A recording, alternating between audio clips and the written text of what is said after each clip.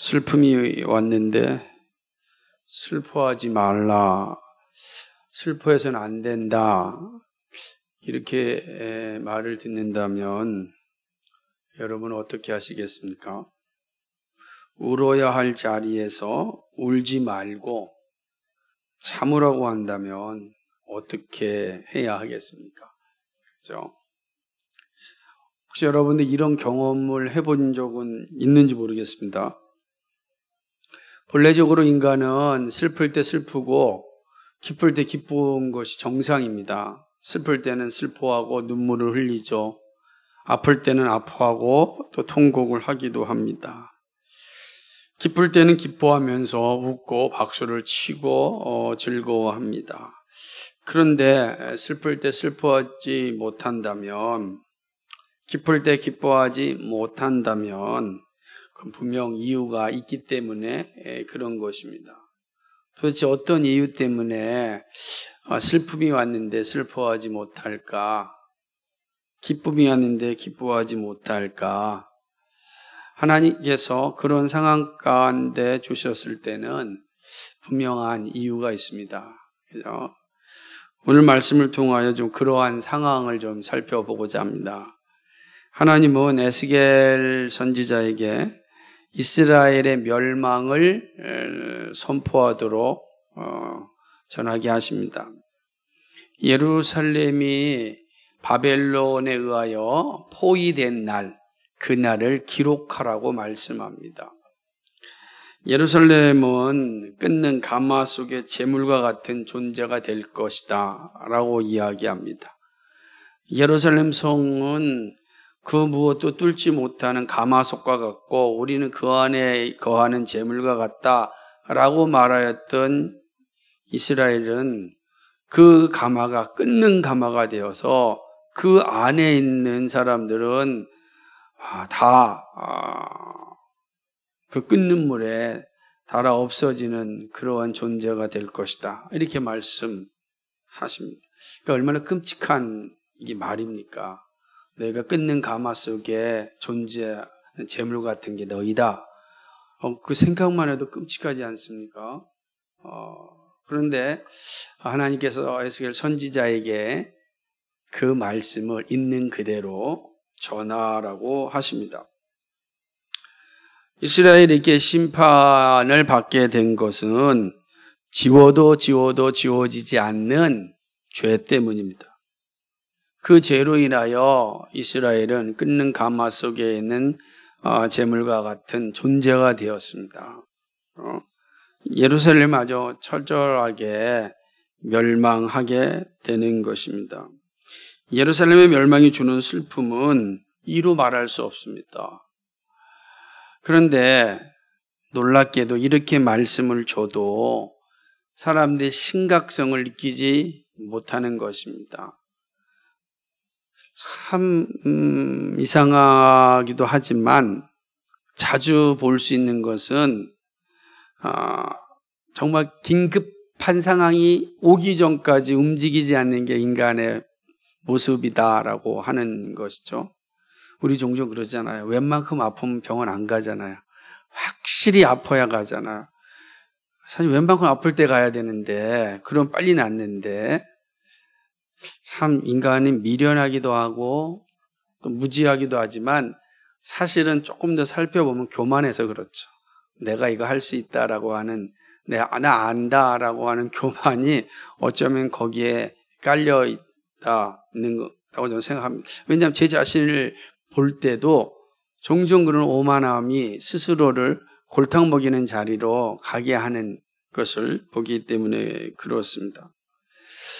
하나님은 이스라엘 백성들에게 예루살렘이 바벨론에 포위되었다, 이제 멸망할 것이다, 이 긴급한 상황을 주었음에도 불구하고 심각하게 생각하지 않는 그 상황 가운데 이제 마치 극약 처방과 같은 그러한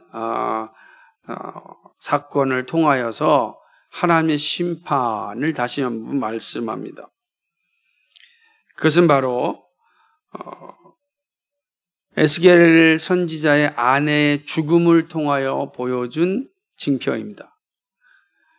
그러니까 말씀을 전하는 선지자의 아내가 죽습니다.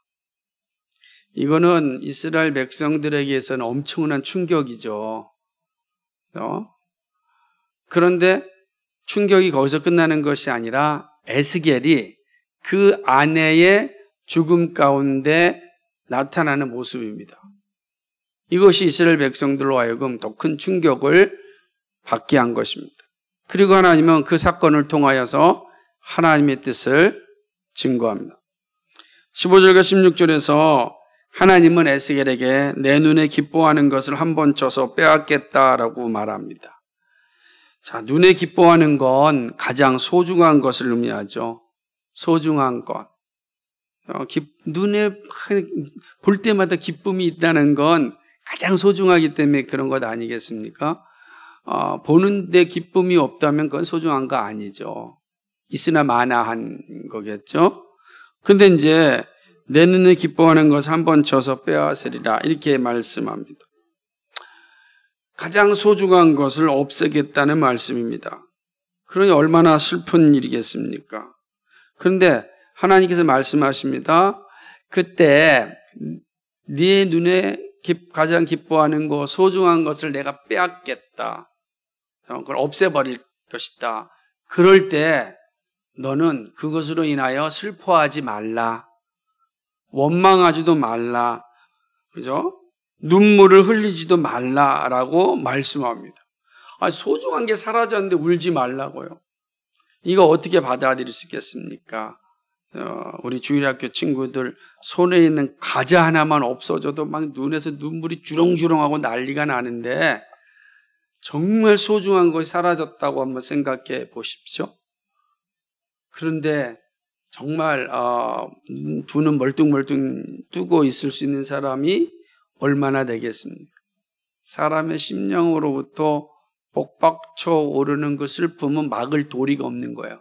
근데 하나님께서 선지자에게 그 복받쳐 오르는 슬픔도 그 감정도 제어하라. 이렇게 말씀하시는 겁니다. 본능을 절제하라고 말씀합니다.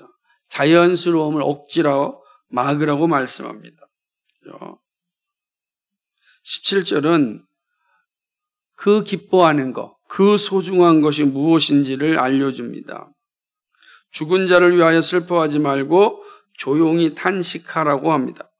수건으로 머리를 동이고 발에 신을 신고 초상집의 음식물을 먹지 말라고 하십니다. 그러니까 죽은 자가 있다는 뜻입니다. 이 죽은 자야. 그런데 이 모습은 당시 문화 속에서 진행되었던 장례 예식과는 전혀 다른 모습입니다. 사람이 죽으면, 사랑한 사람이 죽으면 머리에 재를 발랐습니다. 그렇죠? 그리고 신을 벗었습니다. 그러니까 참 이거는 이제 내가 얼만큼 큰 슬픔 가운데 있는지를 보여주는 모습입니다. 그리고 친지들이 가져다주는 음식을 먹으면서 그 슬픔을 견디는 것입니다. 자연스러운 모습이죠. 그런데 오늘 하나님께서 에스겔에게 말하기를 머리에 재를 동이는 것이 아니라 뭐라고 이야기합니까? 완전히 전혀 수건으로 머리를 동이라고 이야기합니다. 장례가 났는데 수건으로 머리를 동입니다. 신반을 신습니다. 먹지 말라고, 초상집 음식 먹지 말라고 이야기하는 것입니다. 그러면서 조용히 지내라는 거야. 그러니까 이 말은 장례식 하지 말고 조용히 지내라는 거야. 이 이야기하는 겁니다. 도대체 누구이길래 이런 장례를 치르는 겁니까? 18절은 그 사실을 이야기해 줍니다. 내가 아침에 백성에게 말하였더니 죽은 자를 위하여서 하나님께 말씀하신 내용이 이런 것이다 라고 이야기한 거야. 그런데 어떻게 됐습니까? 저녁에 아내가 죽었습니다. 아침에 하나님께 나에게 주신 말씀이 뭐냐? 죽은 자를 위하여서 이런 장례 하지 말라라고 말씀하였는데 그날 저녁에 자신의 아내가 죽었습니다. 에스겔이 어떻게 했습니까? 사랑하는 아내가 죽었어요. 그런데 에스겔이 하나님께 받은 말씀 그대로 행합니다. 장례식을 치르지 않습니다. 슬퍼하지도 않습니다. 눈물을 흘리지도 않습니다. 그리고 조용히 지냅니다. 갑자기 순식간에 이루어진 일입니다. 그렇지만 에스겔은 그 순식간에 이루어진 상황에 대하여서 하나님의 말씀에 순종하여 조용히 장례를 치릅니다. 여러분 생각해 보십시오. 사랑하고 가장 소중히 여기고 자신의 기쁨의 존재였던 아내가 죽었는데 울지 않습니다. 그럼 사람 이상하게 보지 않겠어요? 그죠? 아니 혹시 싸웠나? 우리가 평상시도 뭐 사랑하는 사람 아내나 남편에서 가만히 얼굴이 굳어 있으면 싸웠어요? 이렇게 질문하지 않습니까? 그런데 아내가 죽었는데 조용히 하다고. 그럼 다들 이상한 생각을 가질 수밖에 없는 것입니다. 더군다나 평상시에 정말 소중하게 여겼고 가장 기뻐하였던 그런 모습들을 사람들이 알고 있습니다. 그런데 그런 아내의 죽음 앞에서 선지자가 아무 말도 하지 않습니다. 그래서 하나님께 선지자로 세울 때는 그 가정의 경건함, 그 부부의 아름다움을 매우 중요시 여겼습니다. 제사장은 선지자의 기본적인 자질 가운데 하나였기 때문에 그렇습니다. 그런데 에스겔이 아내의 죽음 앞에서 울지도 않습니다. 조용히 있습니다. 왜 슬프지 않았겠습니까? 막 통곡하고 싶은 마음이 있었겠죠. 근데 하나님의 말씀 앞에 절제할 수밖에 없었습니다. 선지자의 길이 그런 겁니다. 절제해야 됐습니다. 하나님의 말씀에 순종해야 했습니다. 그러자 사람들이 질문을 합니다. 선지자 이상한 행동에 대하여서 도대체 왜 그렇게 하는지 우리에게 말해달라라고 이야기합니다. 19절은 그러한 백성들의 질문입니다. 이 일이 어떻게 된 것인지 말해달라는 것입니다. 그러자 20절에서 선지자가 하나님의 뜻을 알려줍니다. 그리고 그 내용을 21절에서 이스라엘의 예루살렘의 성소의 멸망을 통하여서 그 뜻을 알려줍니다. 성소는 하나님의 기쁨이 뿐만 아니라 이스라엘 백성들의 기쁨이었습니다. 그죠? 예루살렘에 성소가 있다는 것은 이스라엘 사람들의 자부심이었고 자랑이었고 기쁨이었고 영광이었어요. 거기서부터 힘이 나오고 능력이 나오기 때문에 이스라엘 사람들에게 있어서 이 예루살렘 성전은 가장 큰 자랑이었고 기쁨이었습니다. 그런데 하나님께서 뭐로 말씀하시냐면 그 성소를 없애겠다는 것입니다. 더럽힐 것이라고 말씀합니다. 더군다나 예루살렘에 남아있던 바벨론 포로 공동체의 자녀들도 칼에 죽임을 당할 것이다 라고 말씀합니다. 이 말은 어떤 의미입니까? 성소가 파괴될 것이고 예루살렘이 완전히 초토화될 것이다 라는 사실을 말씀하시는 것입니다. 그런 후에 이스라엘 백성들의 상황을 설명합니다. 어떻게 되었습니까? 24절에 보게 되면 이렇게 이야기합니다.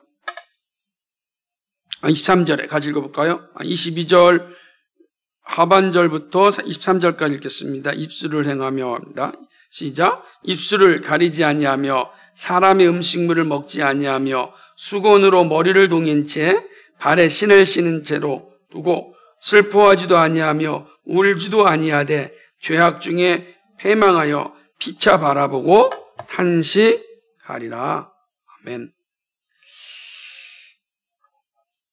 이게 어떤 의미냐면 예루살렘이 멸망하였습니다. 바벨론에 의하여서 멸망을 하였습니다. 그리고 이스라엘 백성들은 바벨론 군에 의하여서 포로로 잡혀갑니다. 이스라엘에 남아있는 수없이 많은 사람들이 바벨론 군대에 의하여서 죽임을 당하였습니다. 자, 평상시 같으면 사람이 죽으면 어떻게 해야 돼요? 장례를 치르는 거죠. 그죠? 장례를 정성껏 치러야 됩니다. 머리에 재를 얹고 안타까운 마음으로 죽은 사람들을 위하여서 장례를 치러야 되는 거예요. 그런데 뭐라고 이야기하면 음식물을 먹지도 아니하며 수건으로 머리를 동인 채 발에 신을 신은 채로 두고 슬퍼하지도 아니하며 울지도 아니하였다. 무슨 말이냐면 장례를 치를 겨를도 없다는 거예요. 이 바벨론 군대들에 의하여서 짓밟힌 예루살렘에서 포로로 잡혀갈 때 바벨론 군대가 자, 우리가 너희를 침범하였으니까 너희의 가족들이 죽었으니까 이제 너희들 장례를 잘 치러라. 그런 다음에 내가 너희들 데려가겠다. 이렇게 하지 않는다는 거예요. 한순간에 예루살렘을 점령하고 초토화시키고 거기에 있는 모든 사람을 포로로 잡고서 다 데려가는 겁니다. 밥 먹을 겨를이 어디 있습니까? 장례식장에 앉아가지고 장례 음식 먹을 겨를이 없는 겁니다. 이해되시겠어요? 순식간에 이루어진 이 상황 가운데 이스라엘 백성들은 밥도 못 먹고 장례도 못 치르고 그냥 다 잡혀가는 것입니다.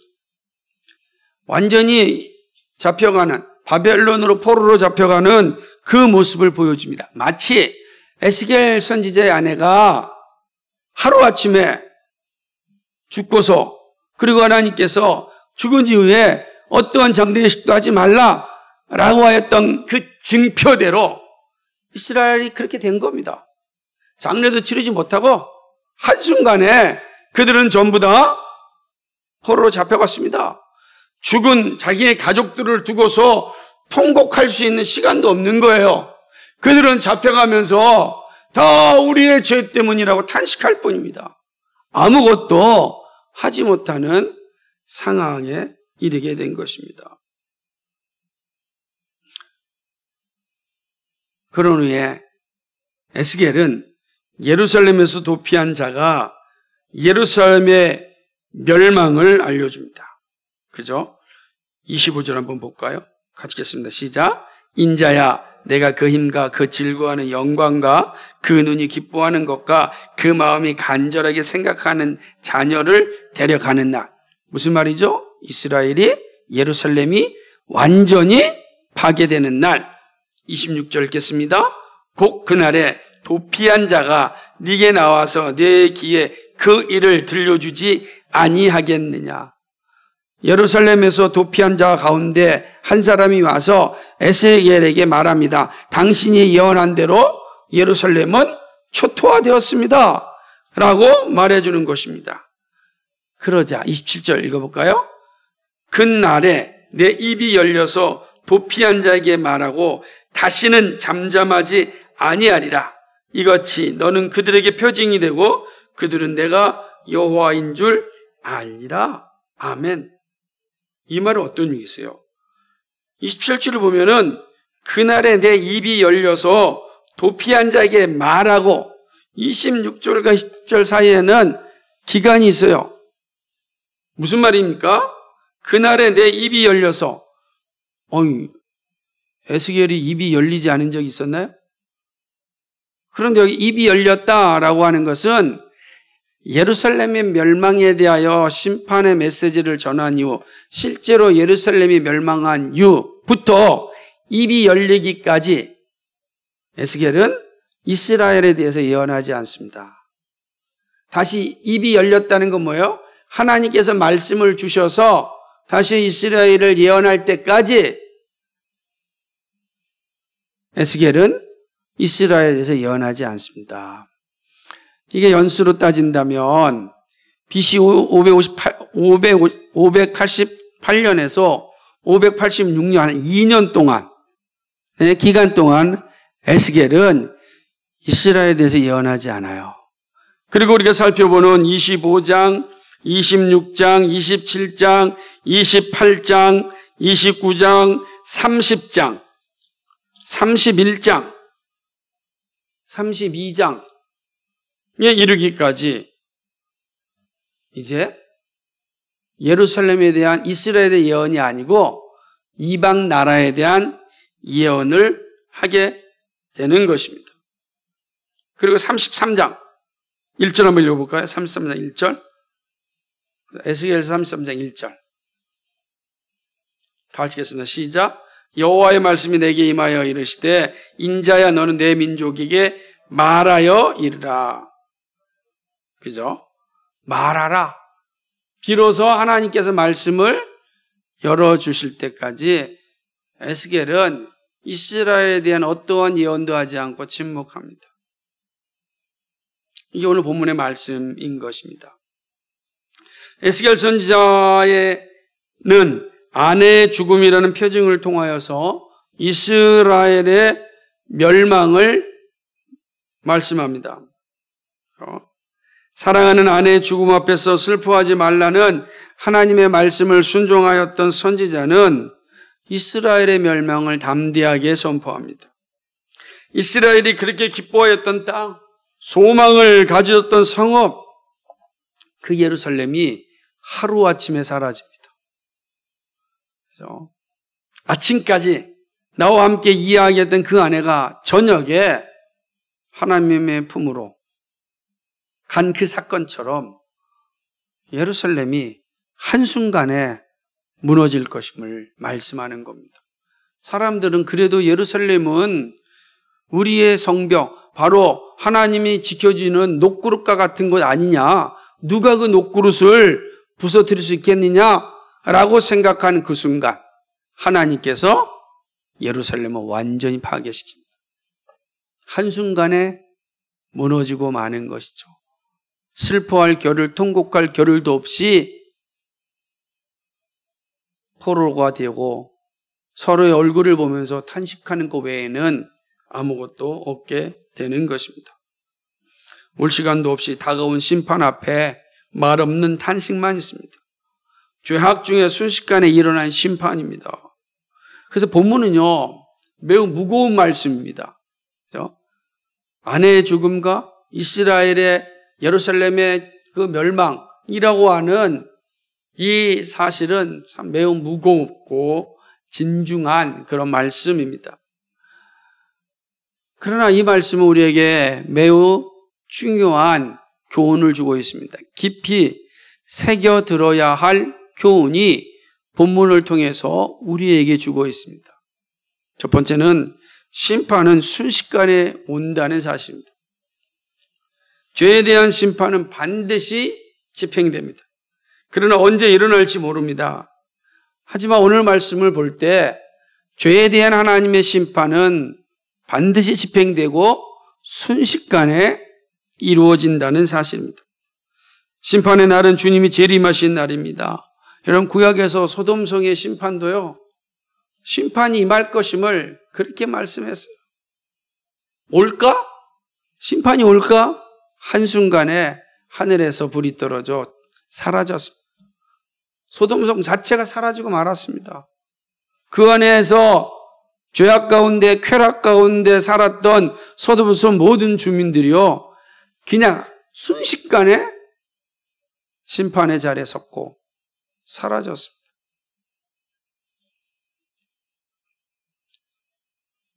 성경은 주의 날이 도적같이 온다라고 말씀합니다. 언제 올지 모르죠?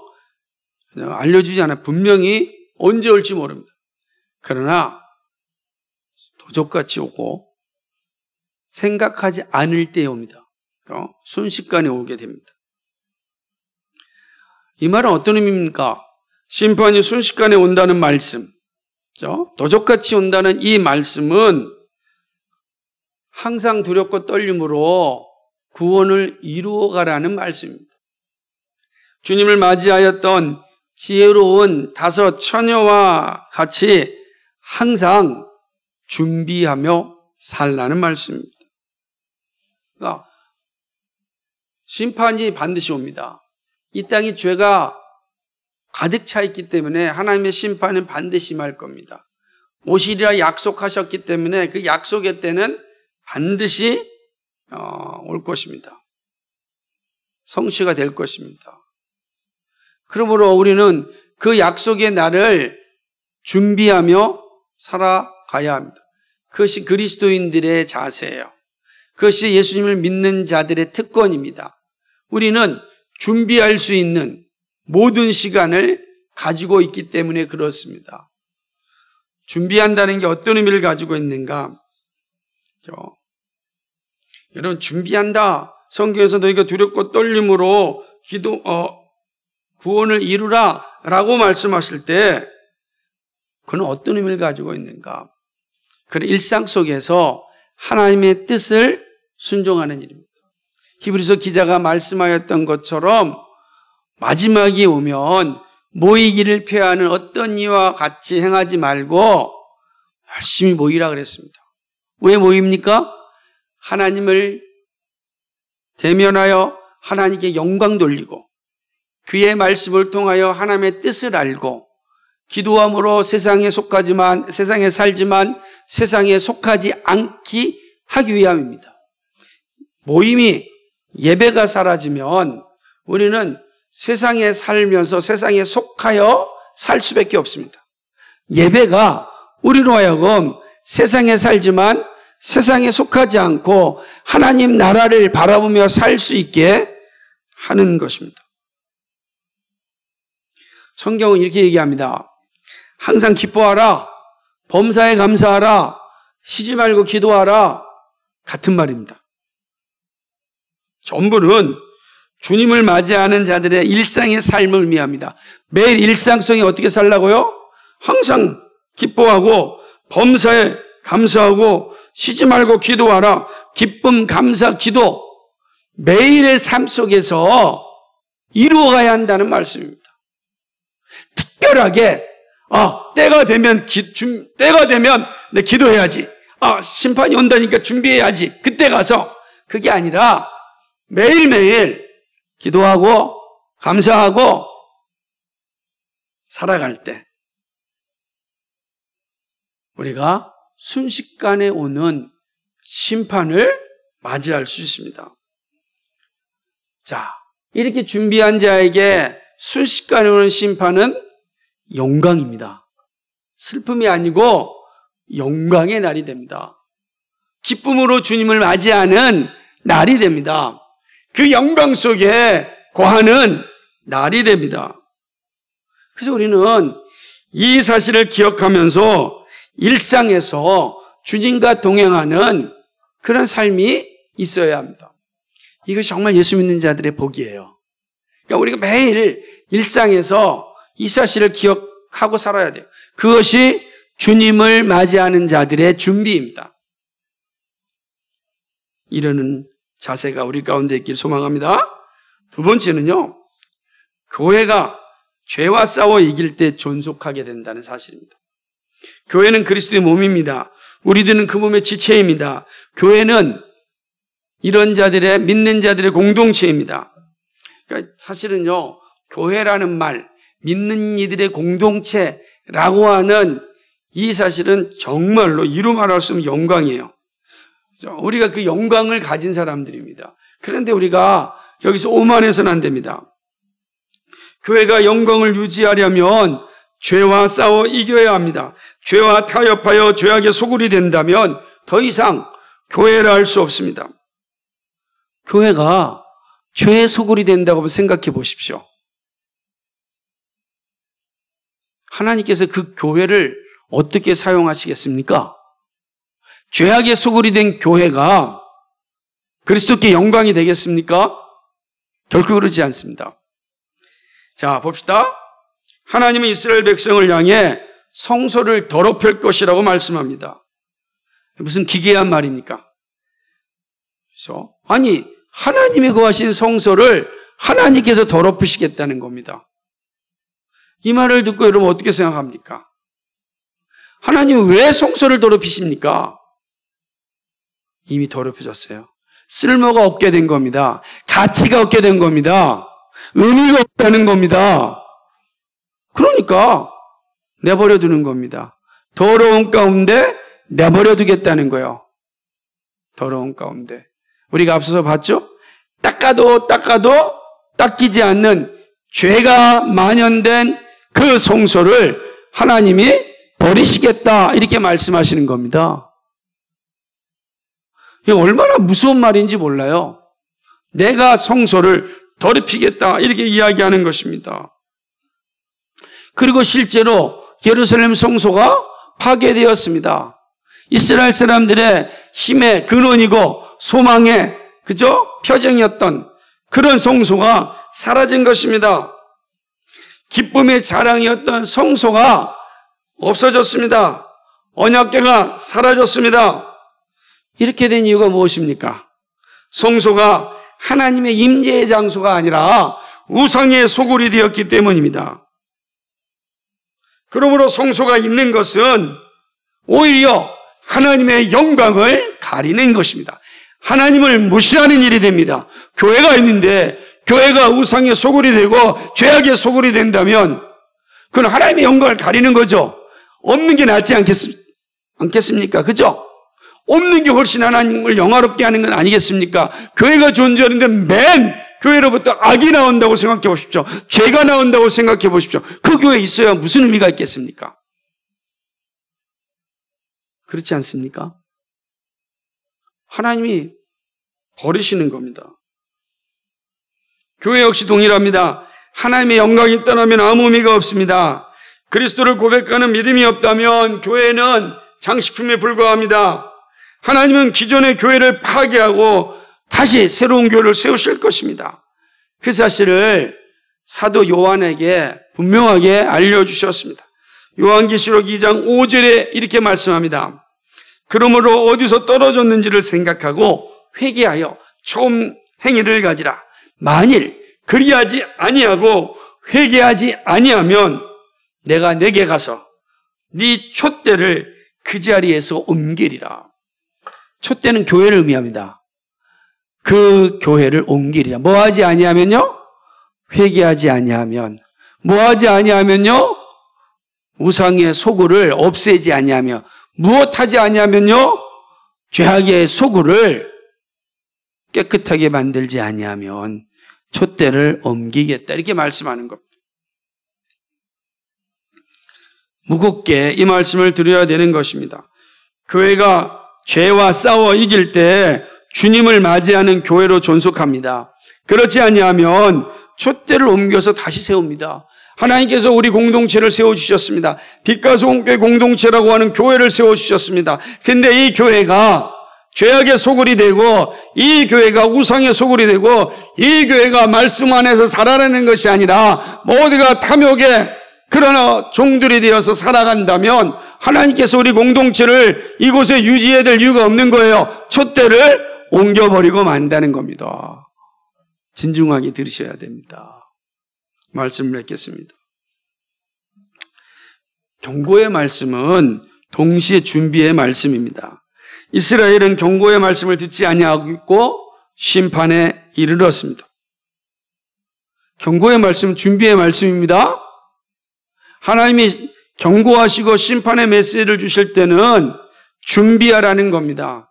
이스라엘은 그 말씀을 들었지만 준비하지 않았습니다. 멸망에 이르렀습니다. 오늘 우리도 동일합니다. 말씀을 듣고 준비하지 아니하면 우리 역시 이스라엘이 갔던 길과 동일한 길을 가게 될 것입니다. 심판에 이르지 않는 길은 말씀을 듣고 거룩한 준비를 해야 합니다. 준비는 일상의 삶에서 감당합니다. 여러분, 예배는요, 한 주를 시작하는 첫 시간입니다. 우리의 삶은 예배로 시작합니다. 주중 예배로 모여서 다시 한번 우리의 3일의 삶을 점검합니다. 기도회로 모여서 다시금 한 주간의 삶 속에서 우리의 믿음이 얼마나 견고하게 버텼는지를 살펴보고 다시금 믿음으로 살아갈 수 있는 힘을 달라고 간구합니다. 삶의 모습이 늘 예배의 자리입니다. 아침부터 저녁까지 우리는 하나님 앞에서 하나님의 백성으로 살아가는 일을 하는 것입니다. 예배는 하나님을 대면하고 그의 말씀을 듣는 일입니다. 그리고 세상으로 나갑니다. 세상에서 예수님이 주인 되심을 전하는 것입니다. 주님이 주신 소명을 실천하며 살아갑니다. 모든 것이 주님의 소유입니다. 우리는 주님의 청지기로 살아갑니다. 하나님 나라의 청지기 의식을 가지고 살아갑니다. 그래야 하나님 나라를 맞이할 수 있습니다. 이 모든 것이 하나님의 것인데 하나님께서 나에게 맡겨주셨고 하나님의 뜻에 따라 합당하게 관리하라고 주셨습니다. 하나님의 창조 경륜을 완성하라고 우리에게 주셨습니다. 그 일을 위하여 나의 삶 속에 하나님께서 동행하십니다. 여러분의 삶 어떠하십니까? 하루하루를 단지 살기 위하여 고생하지 않기를 바랍니다. 열심히 일하는 게 그냥 단지 고생하지 않기 위하여 일하는 것이 되지 않기를 바랍니다. 작은 것이라도 하나님의 보내심이 있음을 기억하시기 바랍니다. 작은 것이라도 그곳에 나를 하나님께서 보내셨습니다. 내가 이곳에 온 것은 하나님의 보내심이다. 항상 기억하십시오. 하나님의 보내심을 받은 자, 하나님 나라의 청지기로서 내가 지금 이곳에 있다. 잊지 말아야 합니다. 그러면 성령께서 여러분을 결코 실족하지 않도록 도우실 것입니다. 내 마음이, 우리 교회가 죄의 처소가 되지 않도록 서로 기도하고 힘써야 합니다. 사단은요, 작은 것부터 시험합니다. 여러분, 결코 큰 것으로 우리를 막 시험하기보다는 작은 것부터 시험합니다. 그리고 점점 확장하여 우리를 무너뜨립니다. 그러므로 작은 시험이 들어올 때 빨리 죽여야 됩니다. 큰 시험이 되기 전에 빨리 죽여야 됩니다. 죽이면 시험에서 벗어납니다. 그러나 작은 것에 허우적거리고 죽이지 못하면 그 작은 것이 나중에 커서 나를 삼키고 가정을 삼키고 교회를 삼키고 맙니다. 죄가 우리의 마음과 우리 교회에 자리 잡지 못하도록 기도하고 싸워야 합니다. 여기에는 홀로 싸우기에는 벅찹니다. 그래서 서로 협력해야 합니다. 서로의 짐을 지는 것이 필요합니다. 서로의 도구가 있어야 됩니다. 서로의 짐이라고 하는 건 여러 가지가 있지만 가장 우선적인 것은 서로 도구하는 겁니다. 서로 기도하는 것이 가장 우선적인 짐을 지는 것입니다. 서로 짐을 져야 돼요. 서로 기도해야 됩니다. 여러분 걸어다닐 때나 잠을 잘 때나 생각이 떠오르면 기도하십시오. 교회가 떠오르면 기도하십시오. 목사가 떠오르면 기도하십시오. 여러분의 성도가 떠오르면 기도하십시오. 혹시라도 시험 낼 것이 있다면 기도하십시오. 그러면 성령이 도우십니다. 성령이 우리를 인도하십니다. 더 큰 시험에 빠지지 않도록, 더 큰 죄악의 소굴이 되지 않도록 성령께서 인도하시고 도와주십니다. 이 일을 위해 서로 협력해야 됩니다. 서로 짐을 져야 됩니다.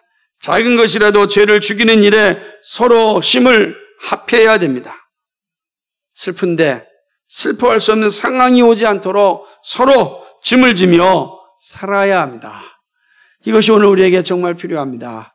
우리가 에스겔의 아내의 죽음을 통하여 이스라엘의 심판, 이스라엘의 멸망을 보여주면서 우리에게 말씀하시는 것이 여기에 있습니다. 순식간에 오는 하나님의 심판이 올 것입니다. 그때 슬픔의 자리에, 영광의 자리에 서야 되지 않겠습니까? 그러기 위해서 오늘 우리의 삶 속에서 우리 자신이, 우리 교회가 죄의 소굴이 되지 않도록 힘을 다하여 기도하고 서로 협력하고 하나님의 나라를 위한 청지기로 살아가야 합니다. 이런 은혜가 우리 가운데 넘치기를 주님의 이름으로 간절히 축복합니다.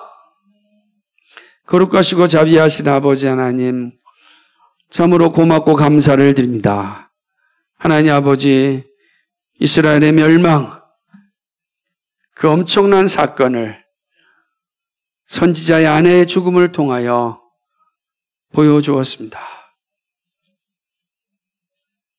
죄악의 소굴이 되면 그것이 송소라 할지라도 하나님이 파괴시켜버립니다. 오 하나님 아버지, 우리가 교회로 모였습니다.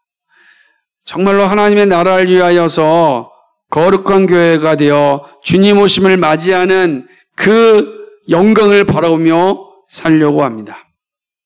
이 일에는 우리 마음과 우리 교회에 죄가 자리를 잡고 머물 수 있도록 하지 말게 해야 됩니다. 죄가 자리를 잡으면 그 죄가 교회를 허뭅니다. 죄가 가득하고 죄의 소굴이 되면 그 교회는 더 이상 가치가 없습니다. 촛대가 옮겨집니다. 그러므로 우리는 죄를 죽여야 됩니다. 죄에 대해서 회개하고 성령의 인도함을 받아야 됩니다. 서로 협력하여 기도해주고 서로 힘을 모아야 되고 짐을 져야 됩니다. 그것이 심판의 날 영광의 자리에 서는 길입니다. 거룩하신 하나님 아버지, 우리 빛과 수금교회가 정말로 하나님께 영광이 되는 그 영광을 속에 거하는 복을 누리게 하여 주옵소서.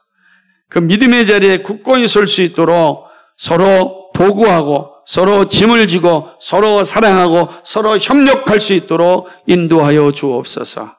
감사드립니다. 예수 그리스도의 받들어 기도하옵나이다. 아멘.